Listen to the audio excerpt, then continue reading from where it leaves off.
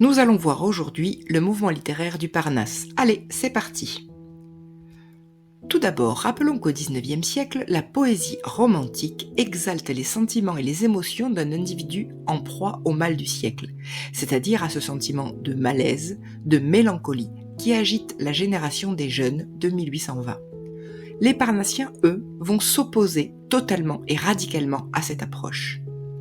Dans la deuxième moitié du XIXe, c'est-à-dire à partir de 1835, mais plus précisément à partir de 1866, les Parnassiens vont développer leur théorie. Mais d'où vient le mot Parnasse ? En réalité, le terme Parnasse est le nom de la montagne grecque qui, dans la mythologie, était consacrée au culte du dieu Apollon. Elle était considérée comme la montagne des Muses et elle était un lieu sacré pour les poètes. Le mot Parnasse va finir par désigner la poésie elle-même. Revenons un peu sur les débuts de ce mouvement littéraire. En 1835, Théophile Gautier publie Mademoiselle Maupin. Dans la préface, il expose sa théorie, qu'il met ensuite en pratique dans son recueil de poèmes Émo et Camée en 1852. Cette théorie est bien sûr l'art pour l'art. On considère que l'acte de naissance du mouvement littéraire du Parnasse est en réalité la publication du Parnasse contemporain en 1866.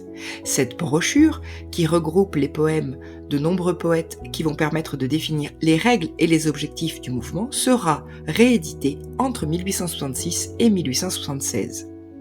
De grands noms y figurent comme Baudelaire, Verlaine ou Mallarmé.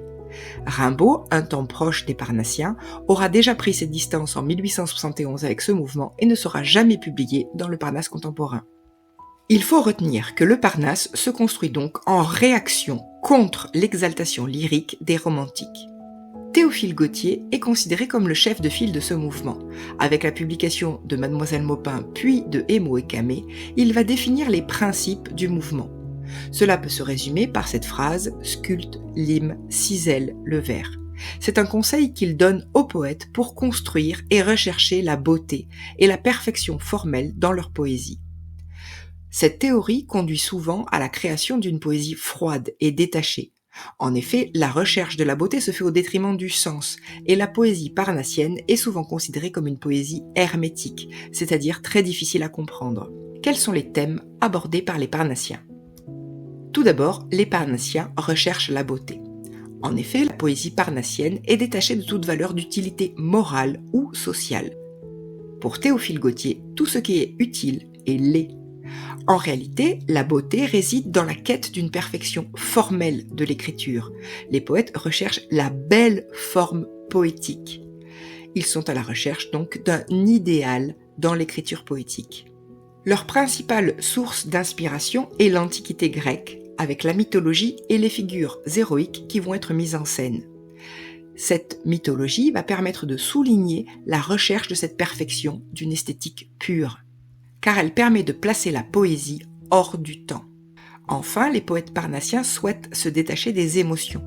Ils choisissent donc prioritairement des sujets inanimés, comme l'architecture ou la sculpture. Leur poésie est souvent pour cela considérée comme froide et détachée. Voyons maintenant quelles sont les principales techniques d'écriture de ce mouvement. Tout d'abord, l'impersonnalité. En effet, à l'inverse des poètes romantiques, les poètes parnassiens vont privilégier une écriture impersonnelle et détachée. Ils vont même jusqu'à faire disparaître leur propre voix, le jeu poétique, pour ne laisser place qu'à l'objet et à la forme poétique. Ensuite, toute la recherche des poètes parnassiens s'appuie sur la théorie de l'art pour l'art, c'est-à-dire que la beauté est recherchée pour elle-même, sans message sous-jacent. La poésie parnassienne se veut totalement apolitique, sans idée sociale, politique ou personnelle. Les sujets sont donc détachés de la vie quotidienne, ils sont intemporels et idéalisés. Enfin, le poète parnassien se voit comme un poète au travail. Il s'associe au sculpteur. Il se voit comme un artisan du vers qui travaille dur pour construire son poème.